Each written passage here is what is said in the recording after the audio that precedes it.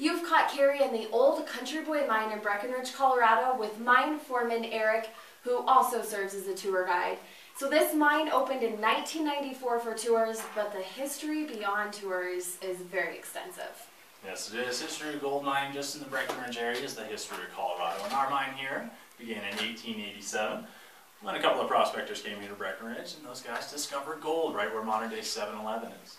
So that's when the gold rush began here in Breckenridge, and everyone came on out here and started our particular claim with the Country Boy mine. And the doors shut after World War II because the government was no longer funding the mine to get materials like zinc and lead, some copper. And two brothers snatched up this property and now lead incredible tours going through that will take you 1,100 feet to the end of the mine. There's 900 feet of rock above us. And we also will learn about some of the processes that miners went through on these 10-hour workdays. So what are some of the tools and techniques they used? Well, our miners would come in here and they'd create this tunnel, tunneling all the way back to our gold vein, which is about a quarter mile deep into the mountainside here. And to get back in there, they'd have to use a couple of different methods. The simplest is single jacking with one single hammer, single iron ore bit, and a single miner who would come in here, put the bit against the wall, give it a hit, turn it a quarter turn, another hit. And they continue like that for 10 hours a day to create two of these 10 to 11-inch holes into the rock face. And we'd use those holes to come in here and place a little bit of our dynamite.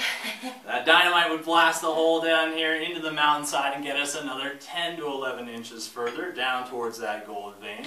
It's a pretty slow process. It took our miners about 3 years to tunnel that quarter mile all the way back in there to reach our gold vein. And it was tough work conditions because these miners are standing in a foot of muddy water, very limited light just with candles, it's cold, and you're working, it's dangerous work conditions, and it was always very noisy. So this hydraulic drill will demonstrate some of the noise. Let's power that puppy up. All right. I'll let you take over for that. This one, I'm going to turn the sensor to industrial revolution. So. And as Eric had said, he luckily has ear protectors, but none of these miners did. The other thing that really freaked me out that I know that I would send me running out of the mine was there was rats running all along the floor. What was the purpose of having hundreds of rats in the mine? Our miners would keep these rats in here in the mine as a test of the air quality. So if there was maybe the levels of oxygen got too low here in the mine, maybe because our miners were breathing all that stuff up, or these candles were burning that oxygen, and it became to unsafe levels, those rats would sense it first, and instead they would just scurry right out to the front of the mine. And when our miners saw those guys doing that, they knew that they had to exit the mine immediately.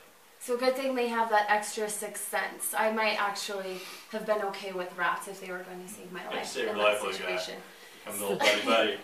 So next time you're in Breckenridge, you're going to have to come check out the old Country Boy mine. See, hear, and smell these conditions for yourself. You can even pan for gold at the end of the tour. You might even find a fortune. Thank you, Eric. You're welcome.